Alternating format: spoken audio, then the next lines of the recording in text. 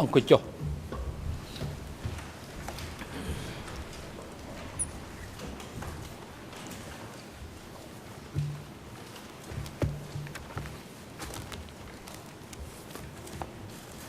អង្គជំរាបប្រកាសបន្តកិច្ចដំណើរការនីតិវិធីសកម្មការហើយជាបន្តនេះអនុញ្ញាតដល់វិទ្យការជូនទៅក្រមវិទ្យាការពីក្តីលោកយៀងសេរីដើម្បីមានឱកាសក្នុងការតាំងទំនួលដេញដោលចំពោះអ្នកជំនាញសូមអញ្ជើញ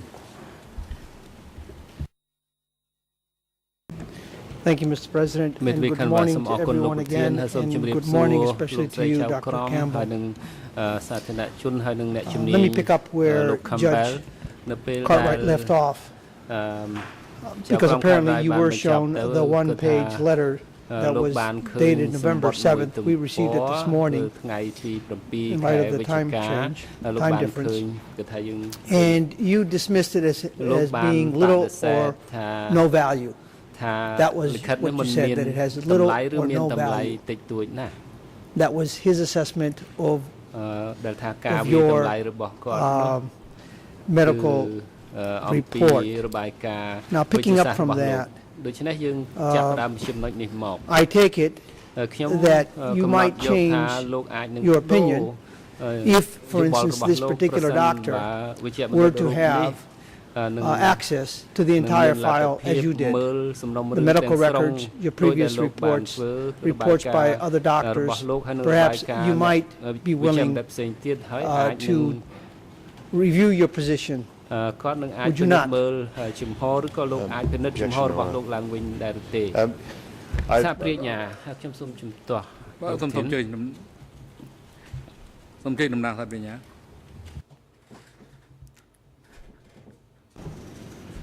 My apologies, I don't really want to interject on Learned Council's first question, but I would submit that this question is objectionable because it relates to speculation. The question assumes that if this expert received the documentation and had access to the same material that this professor has, he would have the same opinion. I think that's the point that Judge Cartwright made, was that if that material was made available, perhaps his opinion would be more informed and different. So I would ask that that question be rephrased or a different approach, because it is based on speculation that the opinion would be exactly the same when he's better informed, when clearly that may not be the case.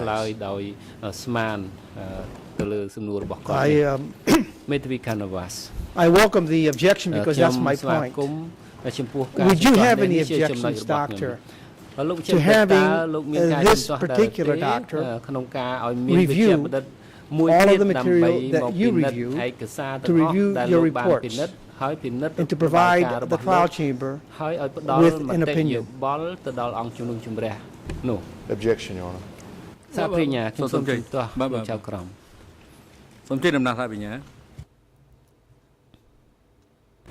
Again, I apologize again, but I think the question is probably not really appropriate for this witness to say whether or not it's okay for another expert to review the material. That's really a question for Your Honours.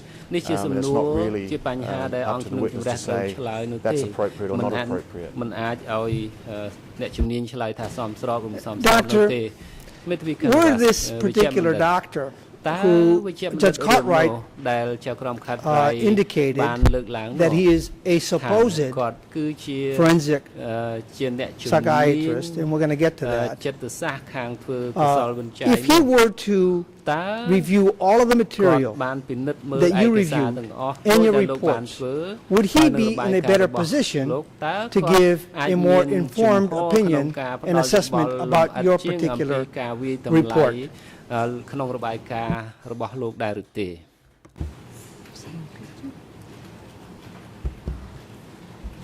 សូមអញ្ជើញលោកស្រីមេធាវីដល់មុខតំណាងដើមរដ្ឋវិនី Oui, bonjour Monsieur le Président et bonjour à tous. J'ai quand même le sentiment que cette question est identique à la première question posée par mon confrère de la défense de Yang Sari. Et je pense qu'elle est donc répétitive, autre qu'elle est inappropriée. If I may respond. The thrust of Judge Cartwright's question was that this letter here is meaningless because the gentleman, the doctor, the professor who reviewed it, only looked at one report and one report only. Of course, we weren't at liberty to give the entire file. And based on that, Dr. Campbell indicated that he saw little or no value in this assessment because obviously our expert that we consulted pro bono on a last minute basis had very little to review. Now, I'm asking this doctor as an expert. We're another expert to have all of the material that you review, with that expert be in a better position to provide an assessment than the one that was provided overnight. It's a yes or no. I'm sure the doctor can answer the question. He may disagree with the assessment, but he certainly can answer my question. Well, I would consider it totally unnecessary. យល់ថាការធ្វើបែបនោះគឺមិនចាំបាច់ទាំងស្រុងនោះទេ សូមរៀបចំទំនួលឡើងថាជាថ្មីម្ដងទៀតលោកមេធាវីហាក់ដូចជាការប្រើប្រាស់នៅតែប្រភេទសំណួរក្នុងបំណងឲ្យលោកសាស្ត្រាចារ្យខំបែលជាអ្នកជំនាញពាក់ព័ន្ធនឹងការធ្វើរបាយការណ៍អំពីបញ្ហាសុខភាពរបស់លោកអៀងសេរីនាពេលនេះគាត់ឆ្លើយដោយស្មានសូមលោករៀបចំនៅសំណួរឲ្យបានត្រឹមត្រូវជៀសវាងមានការអូសបន្លាយពេលវេលានៅក្នុងការពិភាក្សានេះអង្គជំរះได้បានជម្រាបជូនហើយបើមិនច្រឡំទេគឺឯកសាររបស់យើងដែលបានចេញគឺអនុញ្ញាតឲ្យដល់ជូននៅឯកសារទាំងឡាយទៅកុងស៊ុលតង់របស់លោកដើម្បីប្រឹក្សាយោបល់ប៉ុន្តែអង្គជំរះបានសម្រេចថាមិនឲ្យដាក់ឯកសារដាក់របាយការណ៍អ្វីទេ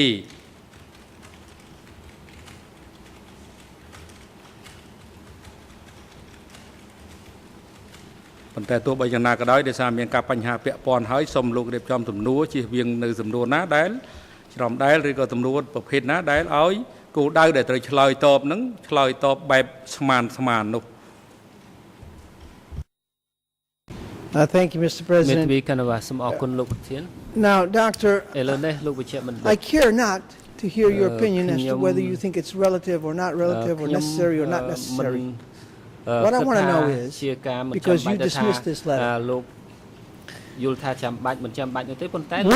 this particular expert can have access to your previous report, the other reports by the other doctors, the entire medical history?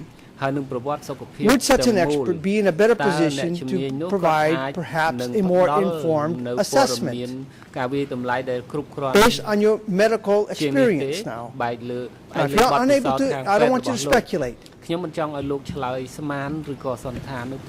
Again, Your Honours, I apologise, but I think just in relation to the question, so that the court record is accurate, I believe the transcript doesn't say that Professor Campbell has dismissed the letter outright. Particular propositions were put to Professor Campbell, and he responded on those propositions, and for one or two of them, he dismissed them. But to say that Professor Campbell has dismissed the letter outright, I don't think it's an accurate account of today's proceedings, and I think it's a little bit misleading to the professor. Mr. President, I understand the need to obstruct. I'm perfectly willing to go through the letter and see what parts of the letter Dr. Campbell would accept, such as where he's criticized for applying unacceptable methodology. Do you agree with what this doctor has said about your report?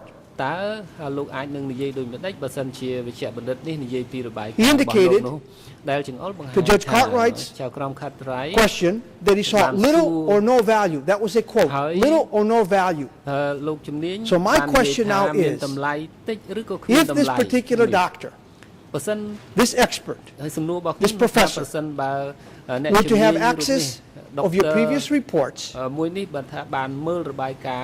previous medical records, would this doctor be in a better position to give a more informed assessment of your current evaluation? ការវិតម្លៃរបស់លោកពីមុនការវិតម្លៃរបស់លោកពេលនេះដែរឬទេ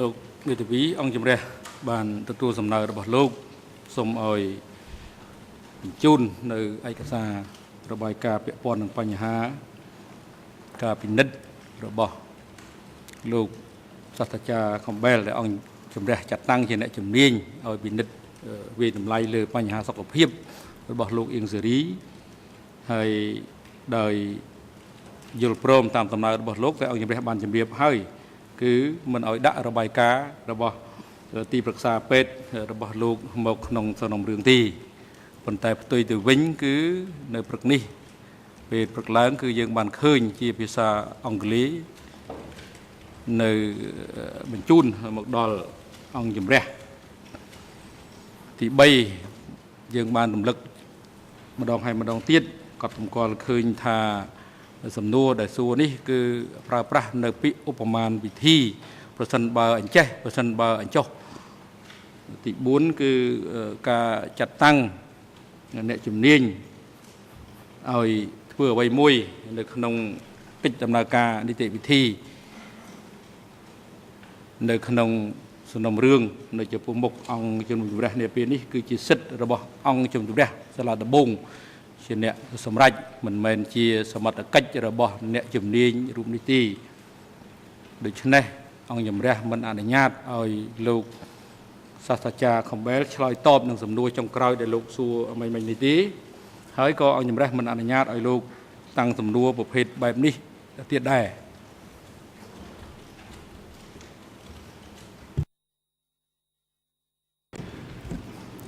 Thank you, Mr. President. Let me just address one point. First of all, the door was opened by Judge Cartwright. I apologize, but she did open the door by making reference to it. And the email that we received yesterday from Chambers was that Chambers does not envisage.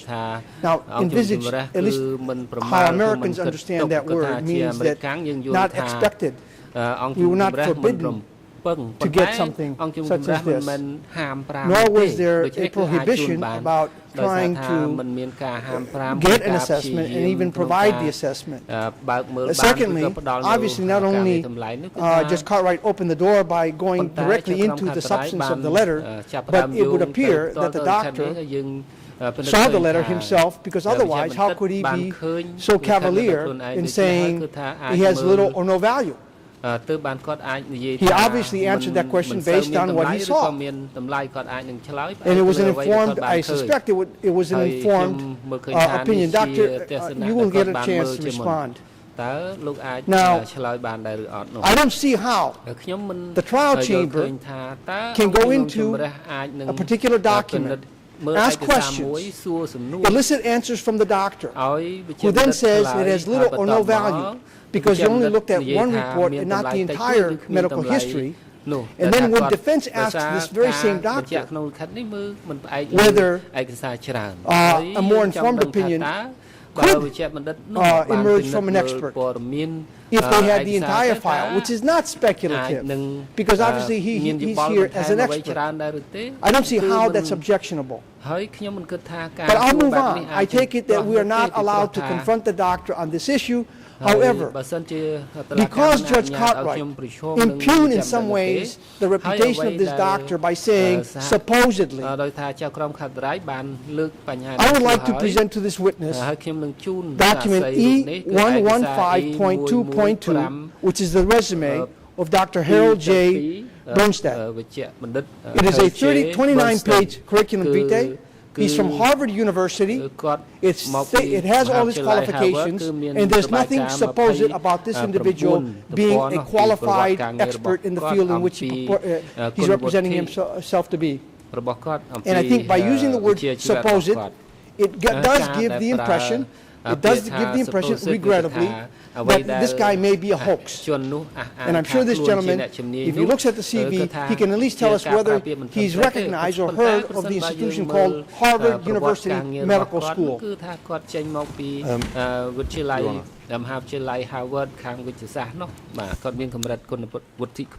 សូមជ័យលោកតំណាងថាបញ្ញា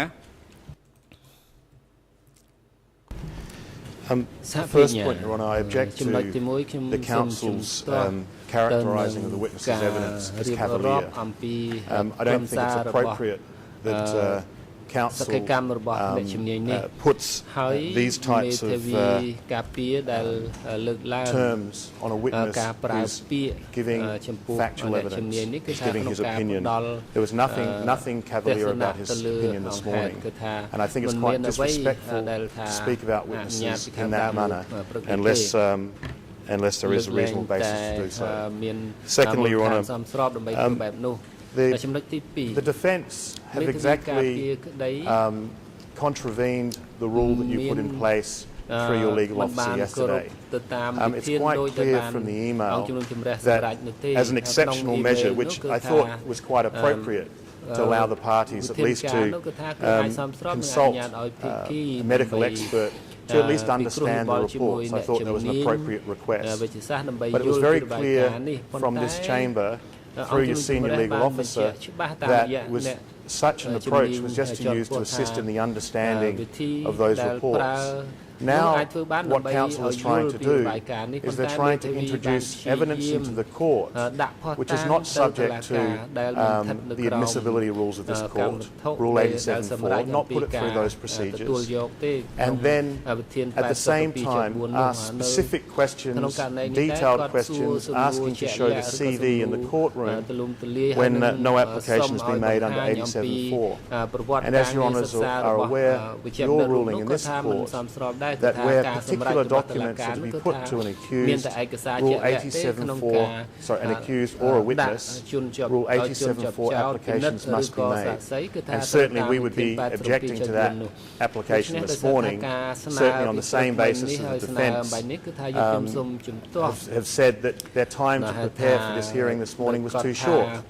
And obviously it follows the time the expert that they consulted to prepare for today was clearly too short. And so that's why we'd be objecting to that letter and the CV being placed on the case file, because he hasn't been given a proper opportunity to provide a reliable opinion. So I would ask that the showing of CVs, the showing of documents, and the putting specific questions based on the document cease, and the ruling be followed, the understanding of that ruling being that parties could seek consultants to help them put proper questions to the witnesses that relate to his findings in the report. If I may briefly respond, Mr. President, perhaps the word cavalier was too strong, and I withdraw that. What I meant actually to say that perhaps it was the professor's view that this report here, this letter, this assessment was more or less cavalier in a sense that it was very short in nature and not based on having been reviewed the entire medical history. So to that extent, I offer my apologies to the doctor if I had offended him. But with respect to the rest of the objection, and here's where my learned colleague is absolutely 100% wrong. I did not come into court today prepared to use this letter, although I had it with me. I circulated it as a matter of transparency. I thought it was my obligation to do so. Judge Cartwright introduced it, or in a sense, made reference to it. I was not prepared to share with the doctor the CV, who I'm sure he knows the CV from a previous hearing. But once the word supposed came into play, then I felt compelled to have an extra copy brought and to have my copy available, because I thought this would be necessary. So I'm only reacting to what is happening in court. Now, I apologize for being prepared for the eventuality that something like this may happen. But I certainly did not ask that the letter be introduced. I could have done so early this morning when we circulated the email. I thought I was being forthright. I thought I was being conscientious. I thought I was doing my job. Because I certainly could have, if I wanted to, tried to spring it on the doctor from here and claim somehow that I didn't know what the procedure was. Now, I'm perfectly willing to move on. But I don't wish the record to reflect that somehow we intentionally go out of our way to violate these rules. I react based on what is happening in the courtroom. And so I'm willing to move on, but I do think that the record should reflect that we have acted properly throughout these proceedings. Thank you.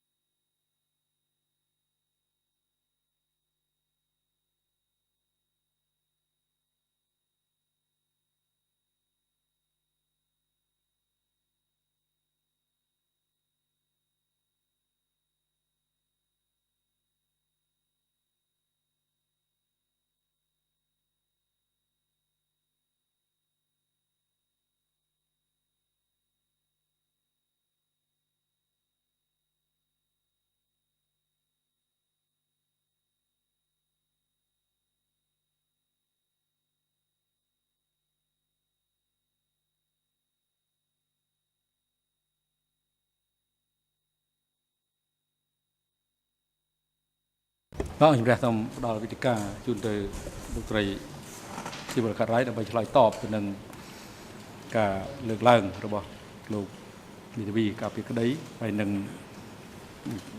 សេចក្តីជំទាស់របស់លោកតំណាងសាធារណសូមអញ្ជើញលោកស្រីចក្រម Thank you, President. The prosecutor was correct in his summary of the purpose which the trial chamber had in mind in allowing counsel to consult appropriately qualified medical personnel to enable them to prepare for the hearing today and to make sure that any technical aspects of Professor Campbell's report were clearly understood by the parties.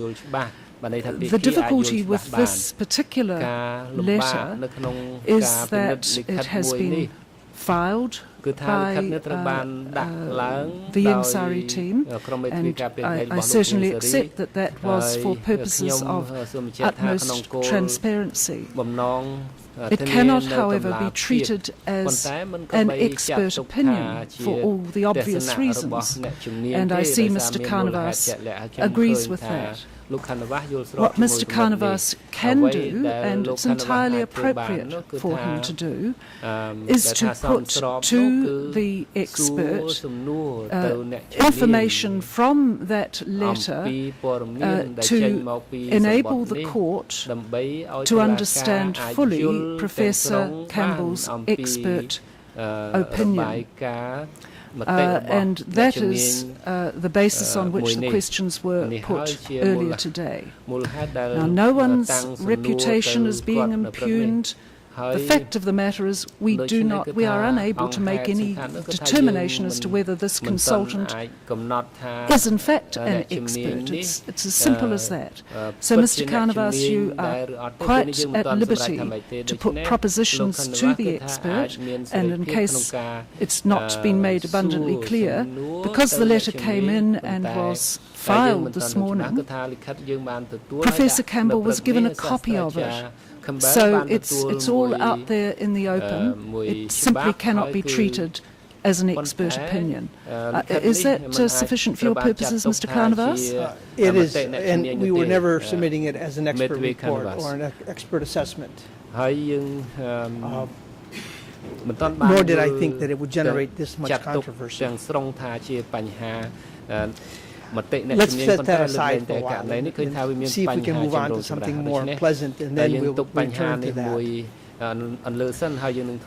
Dr. Campbell, I've noticed that throughout this morning, when questions are being posed to you, you're looking at the judges or the lawyers, you're having to hear the questions, process the information, and then you provide informed answers.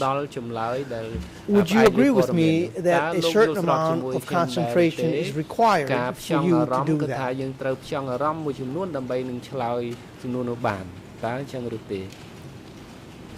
Yes, of course. And I take it when the questions are coming, say, from the Cambodian judges through a different language, you have to pause, wait, listen very carefully, and sometimes maybe even adjust your thinking depending on the quality of the translation, so that the interpretation, so you understand fully the thrust of the question being asked. Would that be correct? That is correct. It's the same process I go through when I talk with Ieng Sari, because I have to go through an interpreter, and then his answers are given back to me through the interpreter. Right. Now, would you say, and here's where you might be able to help me out a little bit. Is it the same level of concentration that one would need as the one we just discussed with, say, participating in, following the proceedings? Or would you say less or more is required?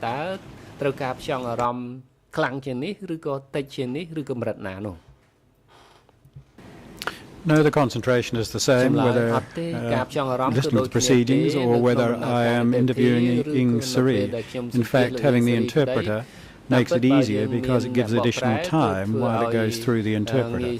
So it does not have a significant effect on the concentration. All right, well, maybe I was inarticulate in the way I phrased my question. I guess what I'm trying to decide, to figure out here is, would an individual require the same level of concentration as you require in listening and answering questions to say, sitting in court or in the holding cell and following the proceedings? Are we talking about the same quality of concentration required over a sustained period of time from 9 o'clock to 4 in between with the breaks? So are we talking about the same quality in your opinion? Yes, we're talking about the same quality of concentration, albeit in the court or when I am interviewing Ing Sri as a clinician. All right. I'm just going through the general. We're going to get to Ing Sri, but I'm just going to the general. I just want to make sure that what you're saying is when you are determining whether Ing Sri or another accused is fully capable of following the proceedings, concentrating for the entire day, assisting their lawyers, we're talking about the same level of concentration, whether it's you as the witness or him as the accused.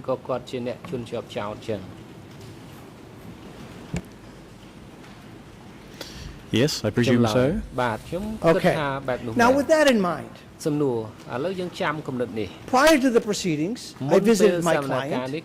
He was in bed downstairs with the oxygen, and he's on his side, and he's barely coherent.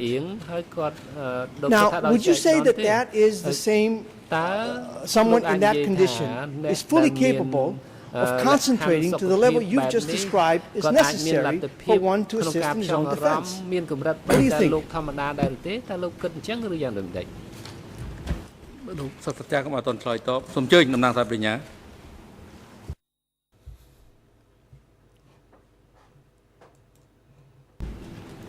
Your Honor, I've no objection. Of course, the line of questioning is appropriate, but counsel was giving evidence from the bar table as to his assessment of the mental and physical condition of his client this morning.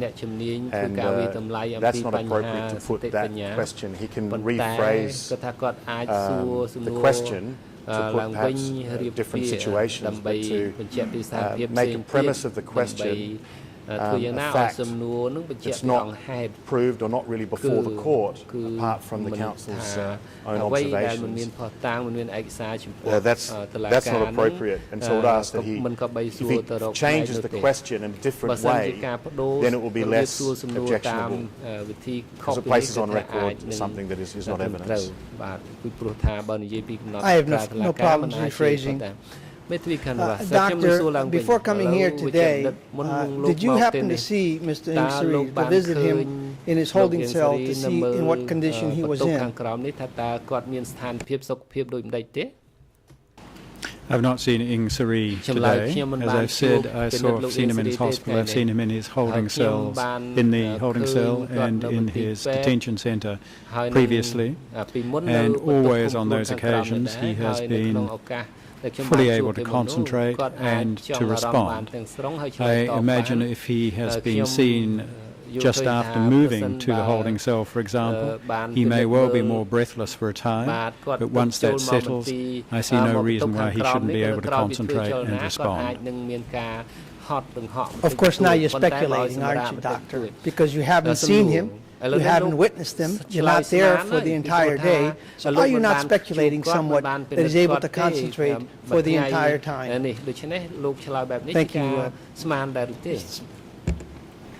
I'm giving an opinion based on my examination of him and the time I have spent with him. All right. Now, and we're going to get to your examination, but I just have one more question, and this will be general, and it will fit within the parameters set by the prosecutor. If an accused is in his holding cell and is dozing in and out while the proceedings are going, is feeling dizzy, or is even asleep, in your medical opinion, is that person cognizant enough to be assisting in his or her own defense?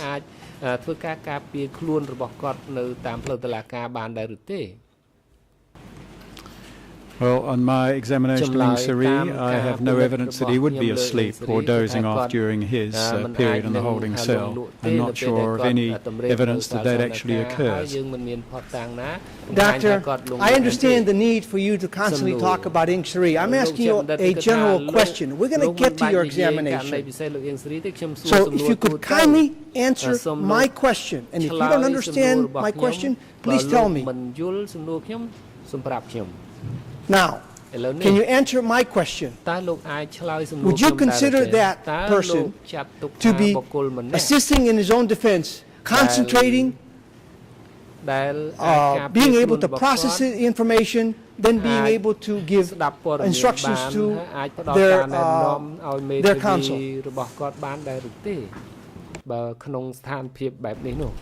Your Honor,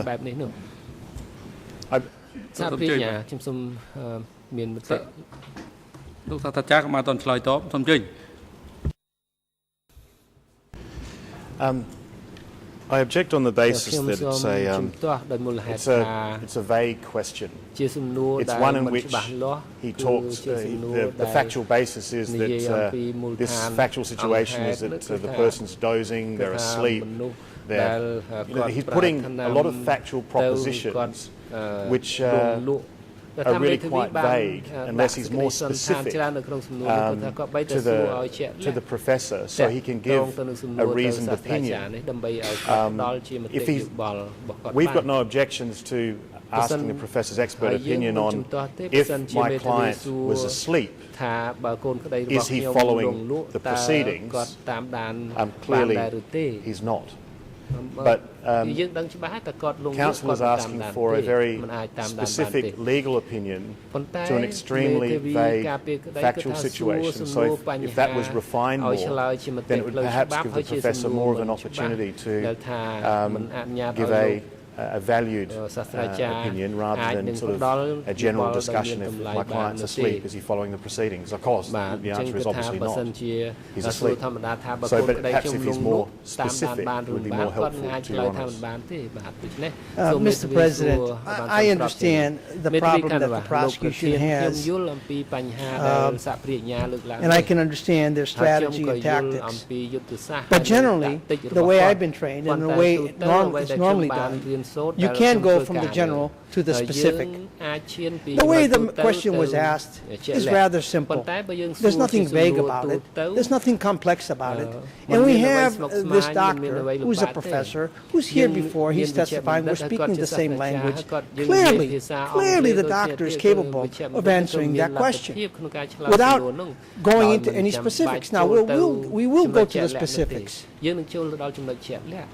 So, can he answer the question? Or does he find it vague? I would leave it up to the doctor.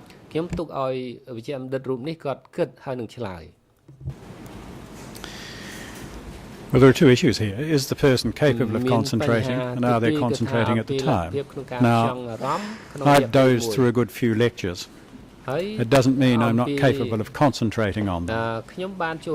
And so, from my examination of Ling Siri, I've not found any evidence that he is not capable of concentrating. That doesn't mean that he may not doze off at times.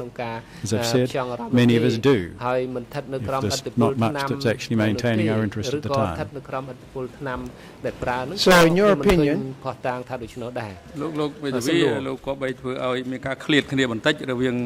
ការឆ្លើយចប់របស់អ្នកជំនាញហើយនឹងលោកបន្តព្រោះខាងនោះបន្តនិយាយចប់ផងលោកហាក់ដូចជាតន់ហន់ណាស់ ហើយច្រើនដងហើយមិនមែនតែម្ដងទេព្រឹកនេះយើងឃើញថាលោកប្រាកັບកិរិយាមួយគឺថាវាមានការអតគេហ្នឹងគឺមានការតម្រុកយកមែនទែនដែលធ្វើឲ្យលទ្ធភាពក្នុងការបកប្រែជាភាសាខ្មែរហ្នឹងគឺបាត់មួយចំនួន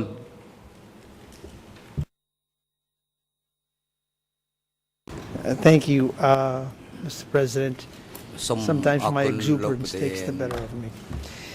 Now, so I take it, based on your answer, dozing off is just a natural process, and therefore, if someone like Mr. Ingsiri is dozing in and out for the proceedings, he's nonetheless following them, in your opinion.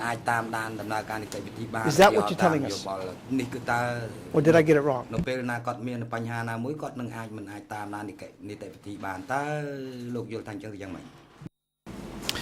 You got it wrong. What I'm saying is he's capable of concentrating. Okay. Now we'll get back to that perhaps later, but let's go to your examination.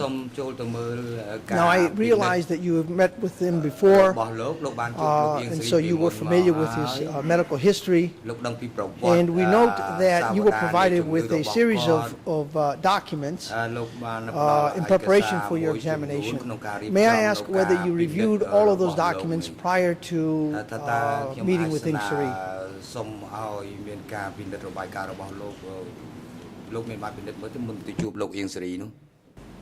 Yes, I did. I reviewed all the documents dating from the time when I had last seen him, and I'd reviewed all previous documents and my previous assessment.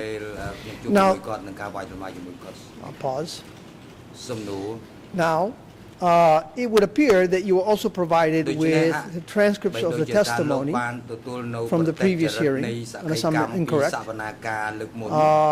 and of course letters, correspondence that the Ingsiri defense team had with the trial chamber concerning Mr. Ingsiri's health care.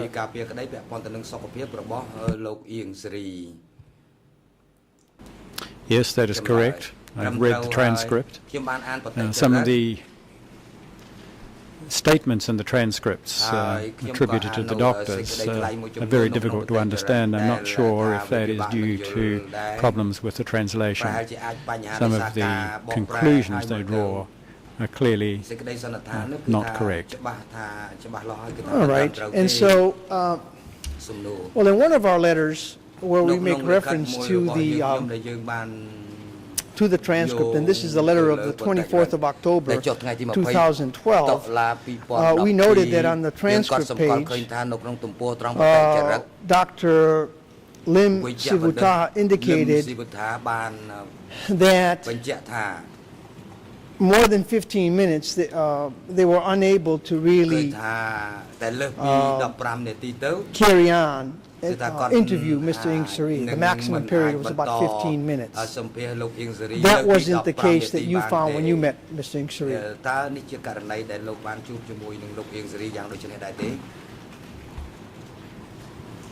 No, not at all. I saw him for an hour to an hour and a half, and there were no problems during that time. What page of the transcript is that? It's on page... it's page 62 to 63.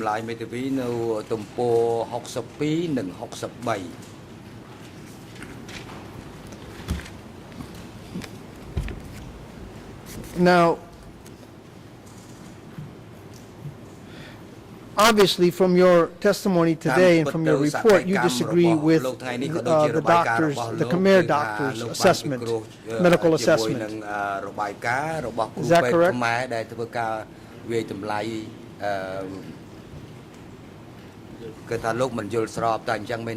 Well, if you were provided the transcript and you were provided the letter,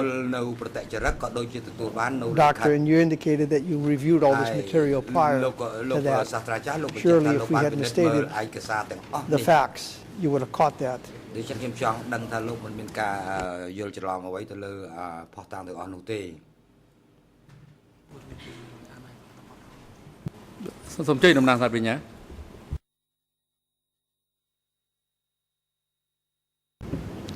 No objection, but I'm just wondering whether the passage from the letter could be read to the expert so he understands the basis of the question and answer more concretely.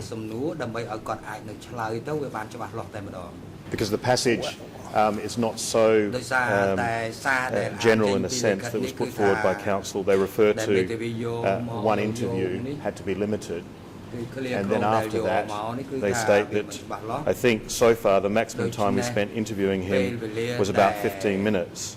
But the limiting of the interview related to one incident. So it's not quite clear whether all interviews could only extend for 15 minutes because of the limitations, or it was just that one interview that was limited and the other interviews just happened to be for 15 minutes. So perhaps if that passage could be put, at least the doctor would be able to answer more clearly. Again, Mr. President, the purpose of submitting this letter, which obviously the letter was to provide information to Dr. Campbell, was to highlight areas that we saw concerned with the testimony by Dr. Lim Sivutha. Now on page 2, over a 3-page letter, under section 4C, we point out exactly what was said. Now, let me read the passage of the letter, because I don't want to spend the entire day going through the transcript, although I'm perfectly willing to do that.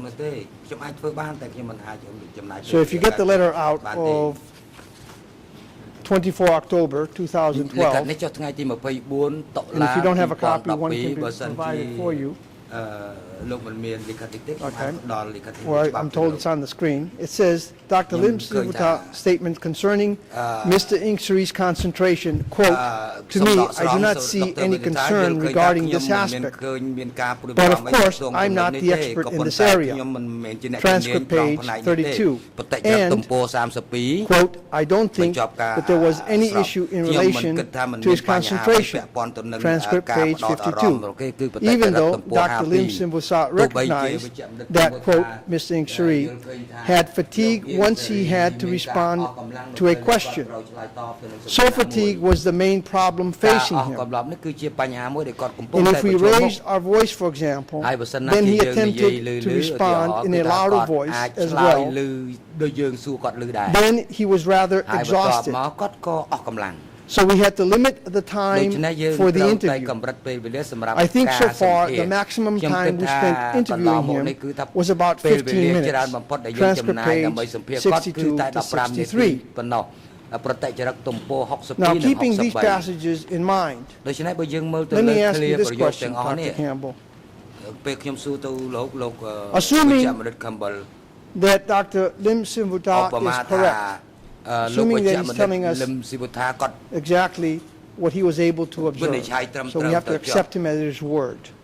Would you say that someone in this condition, where they're fatigued after approximately 15 minutes, are they capable of following the proceedings and concentrating to the level necessary to assist in their own defense? And I'm not asking you to tell me what you observed when you met Mr. Ingsari. I'm just asking you based on this. We're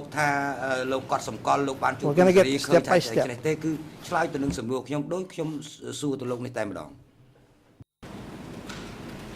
The transcript, page 62, indicates that the interviews would normally take 10 to 15 minutes, and that would be the normal time for someone reviewing a person's condition.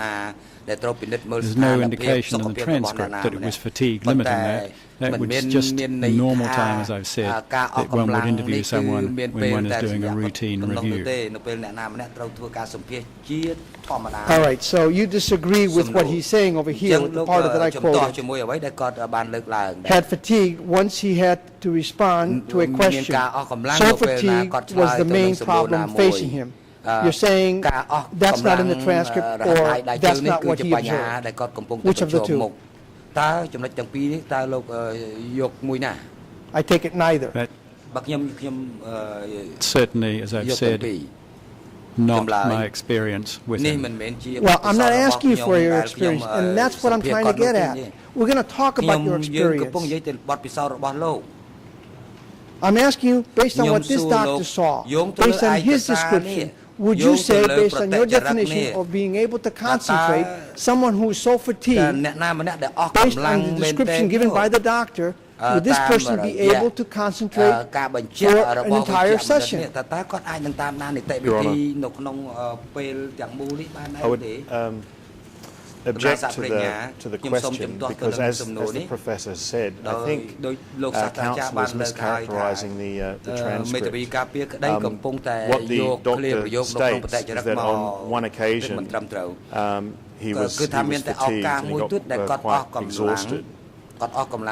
So we had to limit the time for the interview, not all the interviews, for the interview. And then the doctor goes on and says, I think so far the maximum time we spent interviewing him was for about 15 minutes. And as the Professor has said, the interpretation of this transcript, the only interpretation, the interpretation is not that all those other interviews only lasted 15 minutes because of the fatigue.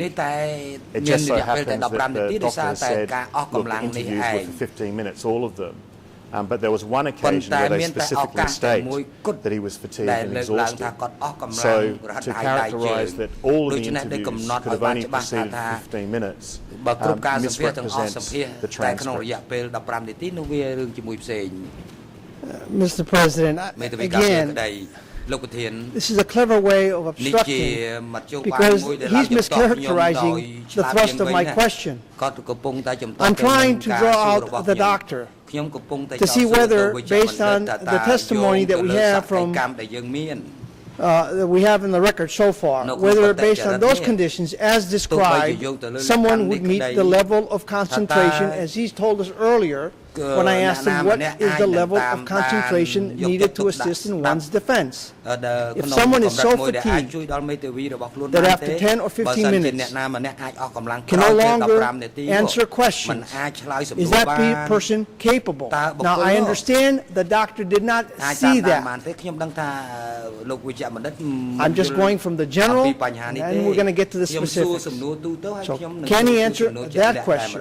And no replies are normally allowed, Mr. President. That's.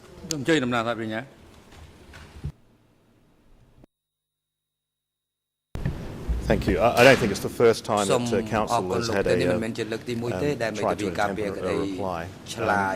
In any event, Your Honours, what counsel is doing, he's mixing questions of fact and speculation. If he wants to put a hypothetical situation to the doctor, we have no objections. If it's specific enough and not vague. But what he can't do is speculate and mix fact with that, and mix fact incorrectly. He either has to do one or the other, put the exact factual situation which we say was a misinterpretation of how he put it, or he puts a hypothetical situation. But once he starts to mix hypothetical with fact, then the answer becomes virtually worthless because it's not based on any solid grounds. That's all we ask. The two techniques are fine, but we just would ask that he doesn't mix them in the same sentence. Mr. President, that's why I gave him the transcript. That's why we insist.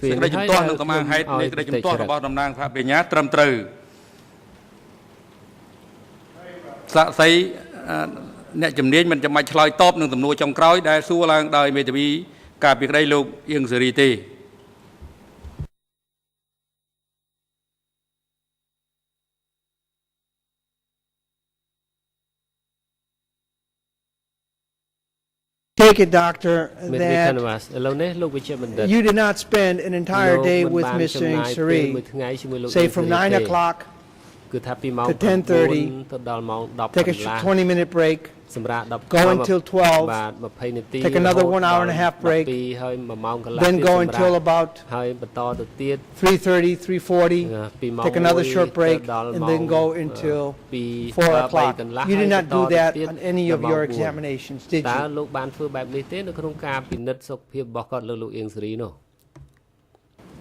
No, I did not. I saw him for an hour and a half. He was showing no fatigue at the end of that session, then had a break, and he was fully alert when we came back. Thank you. Now, so the answer is that you never conducted a test replicating the actual times that he would be sitting in court to see whether, say, at 3 o'clock or at 3:30, he would be alert and able to concentrate, to follow the proceedings, not dozing in and out, not falling asleep. You did not conduct or try to replicate the actual hours of the court. ងុយខ្លាំងនៅពេលនោះទេតើលោកបានពិនិត្យបែបនោះទេ No, that was not done either by me or by Dr. Sina Fazell, for example, when he saw him previously, because we saw no need for that. He had concentrated fully. There was no evidence of cognitive impairment when we've assessed him. All right, so based...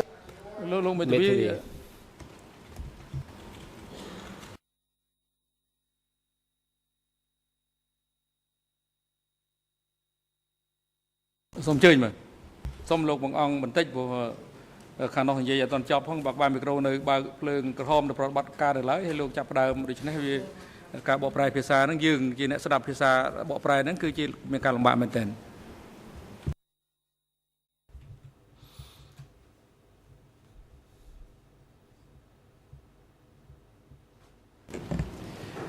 All right. Now, so I take it, Dr. Campbell, that it is your medical opinion that if you test somebody in the morning, as you did, hour and a half, and then have a little break, and then you determine that that person is able to concentrate, based on that test, you can conclude to a medical degree of certainty that in the afternoon, that same person, given the constraints that they may have, physical and mental, would have the same capacity to concentrate as they did in the morning session when you met them.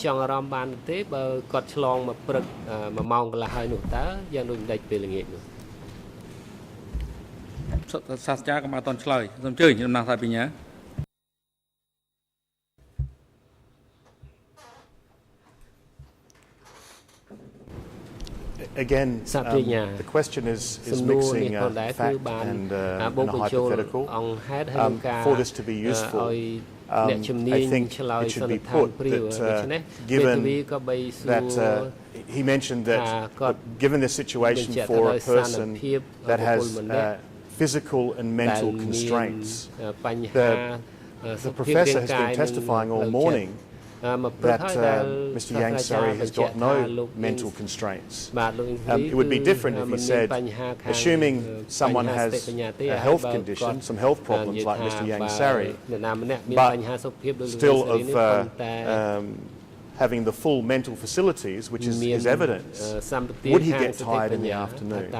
But what he's premising the question on is that this person has physical and mental constraints, and then would he get tired in the afternoon? And that's certainly not the professor's evidence, particularly if they're trying to use an example that will assist the court.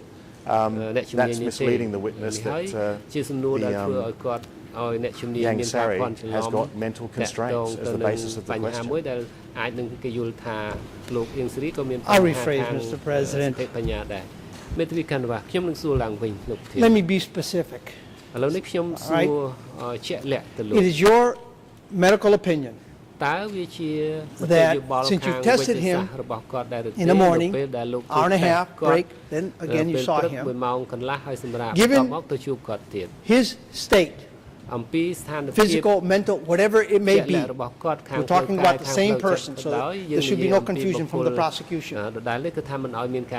So it is your medical opinion that because you tested in the morning, obviously it must follow, as day follows night, that in the afternoon he would have the same alertness, the same abilities to concentrate.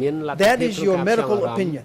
តើនេះជាមតិយោបល់ខាងវិទ្យាសាស្ត្ររបស់លោកថាអញ្ចឹងដែរឬទេ Yes, both I and the others who saw him earlier consider that he would be able to concentrate. Clearly, people's ability to concentrate does vary during the day. We're more likely to have a snooze after lunch, for example, but that doesn't mean the person's not capable of concentrating. And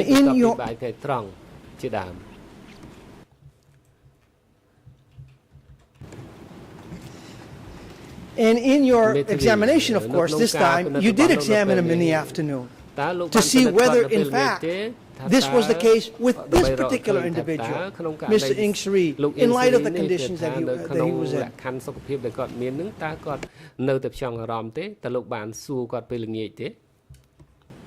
And we examined in the afternoon because by the time we'd finished in the morning, it was the natural lunch break, and so we saw him after lunch. And that time again went through memory testing, which he performed well in.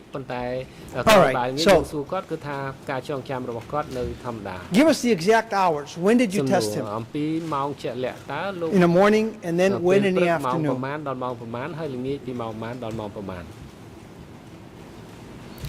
I think we must have tested him in the morning from about 10:30, 11 through till 12, and then the afternoon, I think, from 1 o'clock. Well, what was his mental condition? Sorry. Well, what was his mental? How was he feeling? How was he able to concentrate that morning, say around 9 o'clock? Do you know?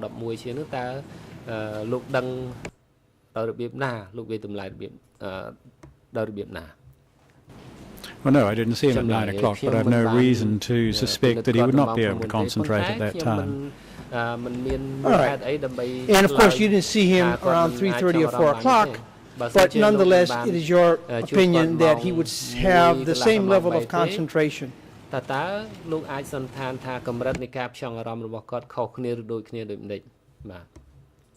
It's my opinion that he would be capable of the same level of concentration. Okay, now you're going to have to help me out here on that one, because you use the word capable. What does that mean? What do you mean by that? Help us out here.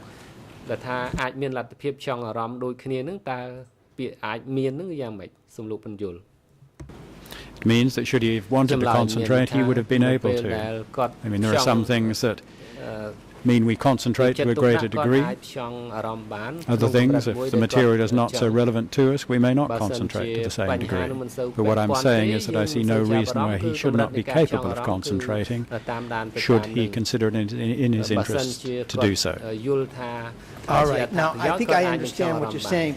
So let me get this straight. If he's fatigued, if he's tired, if he's dozing in and out, you're saying, nonetheless, despite of being in that state, he is capable, he can force himself, will himself to concentrate. Is that what you're saying? Of course,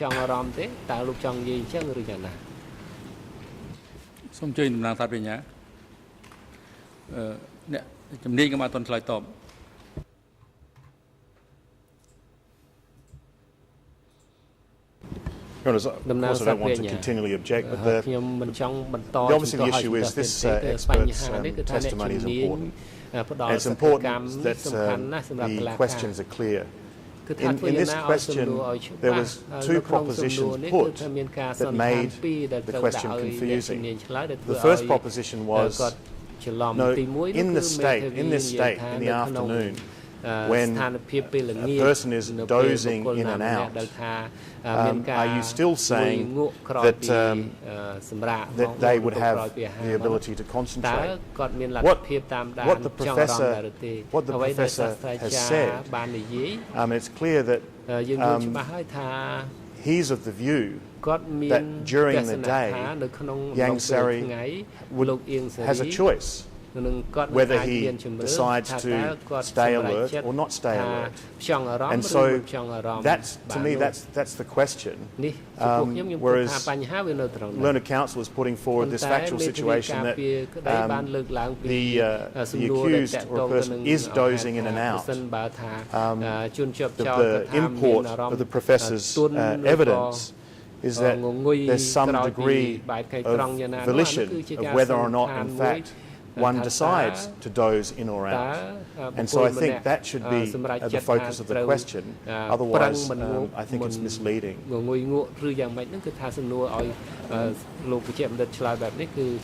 Mr. President, first we started, the objection was that it was confusing, now it's misleading. Dr. Campbell used the word capable.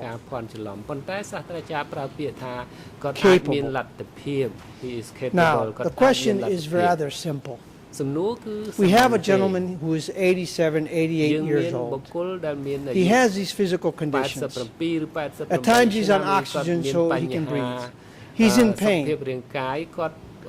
So that we all know. And now my question is, if Iksiri is dozing off, is it his opinion that it's because of a lack of, this is a choice, that he's exercising a choice.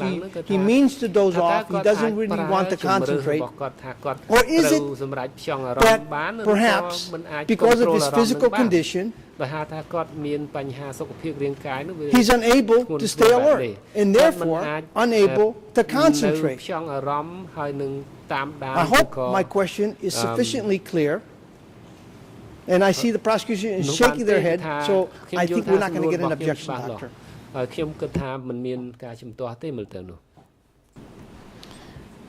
Well, two things. Firstly, he is physically frail, and that means he will tire more easily than other people. But the length of time of the court sessions are not such that they would be too long for him. Secondly, the fact that he dozes off is not an indication that he's not capable of concentrating, not necessarily a reflection on his physical state. We all doze off on occasions. All right.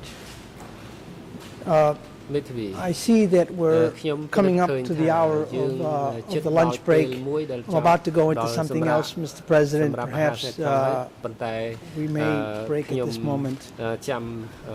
ការបង្គាប់របស់អង្គជំនុំជម្រះថាតើយើងគួរសម្រាប់ឬគួរបន្តនោះសូមជួយដំណើរដល់បញ្ញា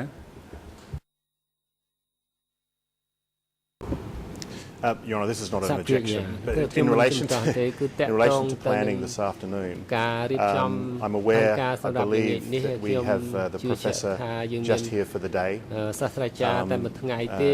Defence Counsel have examined for the last hour and 5 minutes.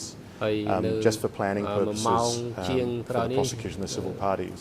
I'm just wondering how much extra time the defence will be given for examination, and then obviously the same amount of time should be available for the prosecution and the civil parties. So I'm just wondering, just for planning purposes, particularly with the questions, so that we're as focused and efficient as possible. If we could have some indication before lunch, that would be extremely helpful, Your Honour. Mr. President, I would have been much further ahead had it not been for some of these objections, which in my opinion are gratuitous and unfounded. So that has taken up approximately 20 or 30 minutes of my time. Be that as it may, I think I need another hour with the doctor. Of course, I'm in your hands, so I will do as instructed. I do wish to go into some of the aspects of the testing that the doctor conducted. I don't intend to go into any technical matters, so that won't be too long. I think there's just some very basic questions, and I think one additional hour in light of what is the importance of this is not too much, and I think that should give the prosecution sufficient time with the civil parties in light of your instructions that there be no repetitiveness to ask whatever questions, particularly when, in fact, many of the questions that the prosecution wanted to ask were already asked by the bench. Thank you.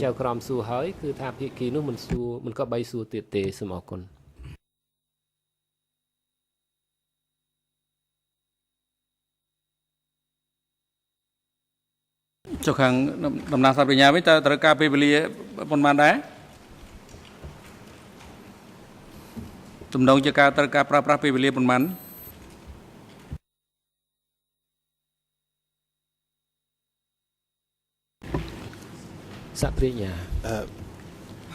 Your Honours, I think obviously it depends on if what is raised by the defence. If the defence gets, say, if the defence stopped now, I would suggest that 45 minutes would achieve what we would like to do. 45 minutes or less.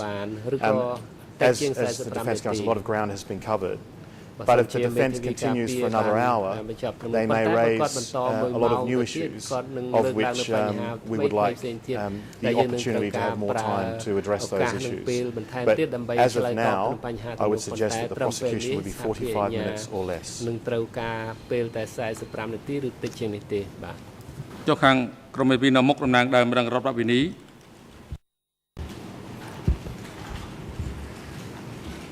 Monsieur le Président, je pense qu'en tout état de cause, nous ne dépasserons pas 15 minutes en ce qui nous concerne. 15 នាទីទេលោកប្រធានចំពោះដើមដឹងរដ្ឋវេនី15នាទីច្រើនយ៉ាងច្រើនបំផុត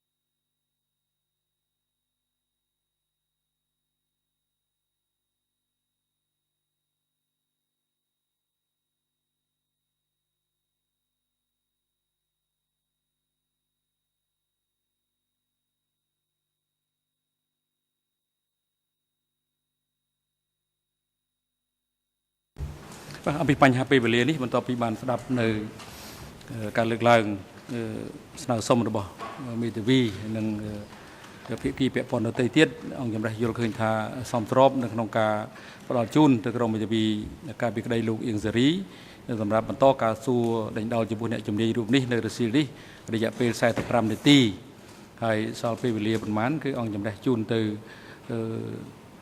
ខាងភាគី